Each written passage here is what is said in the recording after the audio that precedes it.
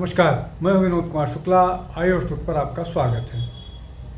कांग्रेस के अध्यक्ष ने जो कांग्रेस की वर्किंग कमेटी की बैठक बेलगावी में हुई है, उसमें एक अपील की है कि पार्टी में नए नेतृत्व को इन्फ्यूज़ करना पड़ेगा, विशेष रूप से जो रीजनल लीडरशिप है। इसलिए कि लगातार जो पार्टी है कांग्रेस, वो लगातार प्रदेश के चुनाव में पिट रही है। अब बेलगावी में जो बैठक हो रही है, वो बैठक कांग्रेस की जो महात्मा गांधी की अध्यक्षता में जो 1924 में बैठक हुई थी कांग्रेस की, जिसके अध्यक्ष महात्मा गांधी थे। वो अकेली ऐसी कांग्रेस थी जहां पर कांग्रेस के अध्यक्ष महात्मा गांधी थे। एक ही बार उन्होंने अध्यक्षता की है। तो उसके 100 साल पूरे होने के उपलक्ष्य में एक कार्यक्रम कह लीजिए या एक बैठक कह लीजिए, उसका आयोजन बेलगावी में हुआ है, जो पहले बेलगांव के नाम से जाना जाता था। तो जो इतिहास की किताबों में दर्ज है वो ये है कि बेलगांव में महात्मा गांधी ने पार्टी की अध्यक्षता की थी। उसमें बहुत सारे थे, स्वदेशी और इस तरह का मसला सामने निकल कर के आया था। उन विषयों पर नहीं जाते हैं, इतिहास के पन्नों में नहीं जाते हैं। आज चर्चा करते हैं जो वर्तमान अध्यक्ष मल्लिकार्जुन खड़गे ने बात कही है। उन्होंने क्या बात कही है? उन्होंने ये बात कही है कि रीजनल नेताओं को हमको आगे करना होगा, उनका चयन करना होगा, उनके नामों की को केंद्रीय नेतृत्व से अवगत कराना पड़ेगा और उनको जिम्मेदारी सौंपनी पड़ेगी। और वो किस तरह के नेता होने चाहिए? जो संविधान पर जो चर्चा आजकल चल रही है, संविधान पर जो बहस चल रही है, उस संविधान की बहस को आगे लेके जाने का उनमें मादा हो, वो उसको आगे लेके जा पाएँ, सेक्युलर क्रेडेंशियल्स की बात जो कर पाए, इस तरह की बातें उन्होंने की। लेकिन इसके बैकग्राउंड में क्या था?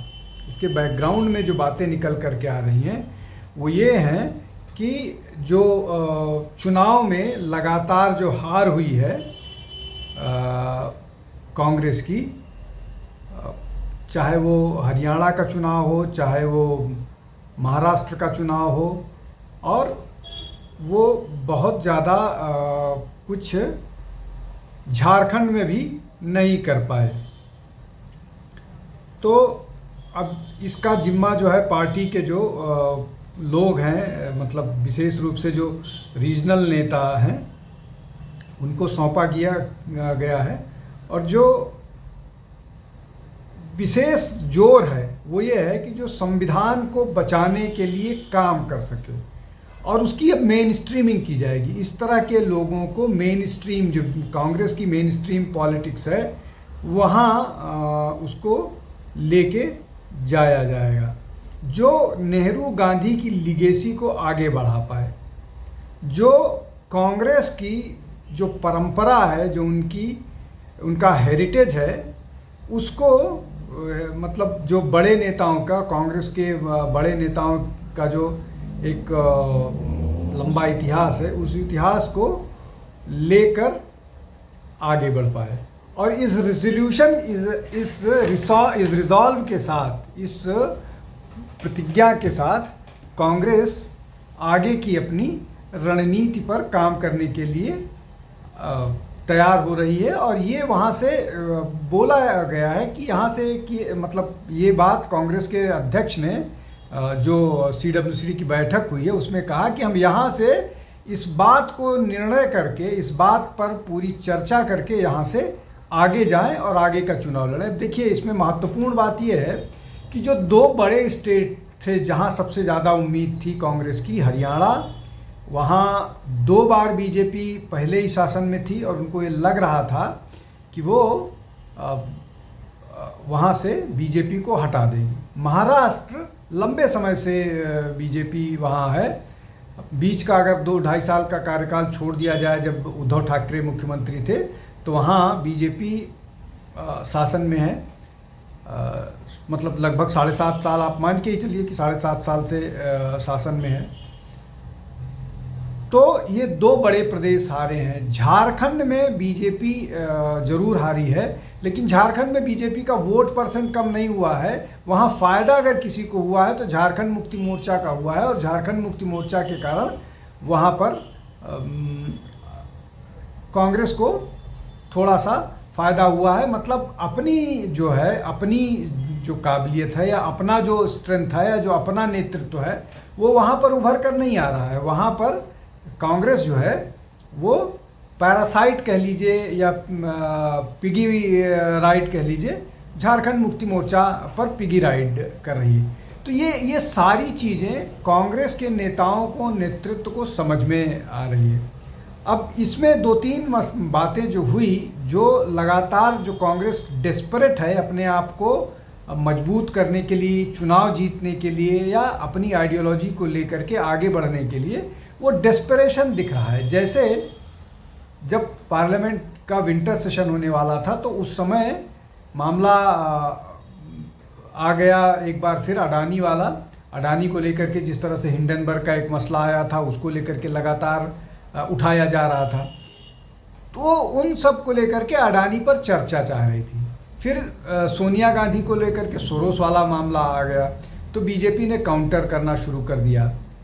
लेकिन इस बीच जो मसला आया, दोनों विपक्ष और सत्ता पक्ष, इनकी सहमति बनी कि हम संविधान को लेकर के जो देश भर में कन्फ्यूज़न फैला हुआ है, और कांग्रेस ये कह रही है कि भारतीय जनता पार्टी की सरकार देश में का संविधान बदल देना चाह रही है और अपने हिसाब से सब कुछ करना चाह रही है।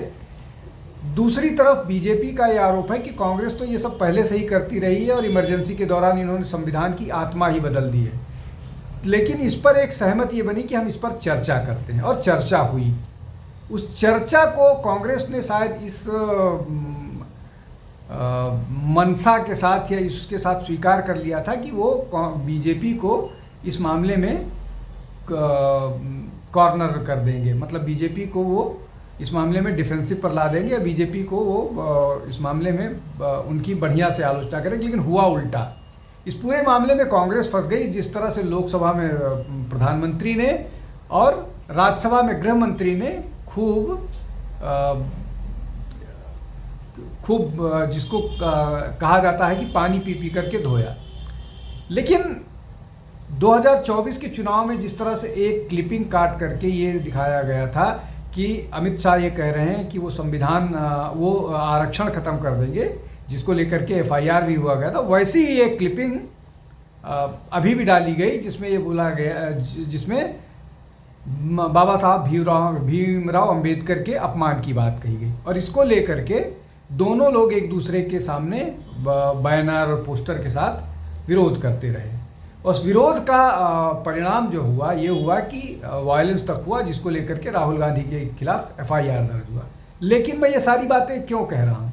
ये सारी बातें इसलिए कह रहा हूँ कि संविधान पर चर्चा के मामले को लेकर के, चुनाव हारने को लेकर के, या अभी जो सारा मामला चल रहा है उसमें कांग्रेस रिसीविंग एंड पर है। कांग्रेस लगातार ठोकर खा रही है, लगातार पिट रही है। तो अब कांग्रेस को कुछ ना कुछ तो ऐसा करना होगा जिससे ये लगे या जिससे वो सरकार को डिफेंसिव ले आए या सरकार को घेरे। वो अब तक सरकार को घेर नहीं पा रही। सरकार को घेर पाने की कोशिश में वो खुद फंस जाती है।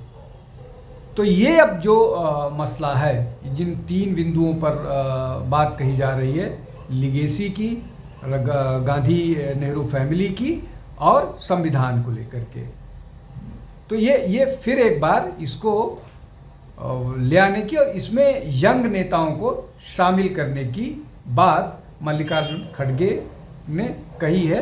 अब इस पे कितना इम्प्लीमेंटेशन होता है, हालांकि कांग्रेस में संगठनात्मक बदलाव बहुत देर से उम्मीद किए जा रहे हैं और जल्दी ही होने हैं। अब उसमें कितने नए लोगों को रिप्रेजेंटेशन मिलता है, कौन से नए चेहरे आते हैं और उनका कैलिबर कितना है, वो किस तरह से कांग्रेस की योजनाओं को आगे ले जा पाते हैं, ये आने वाला समय बताएगा। लेकिन कांग्रेस बदलाव के लिए प्रयास शुरू किया है।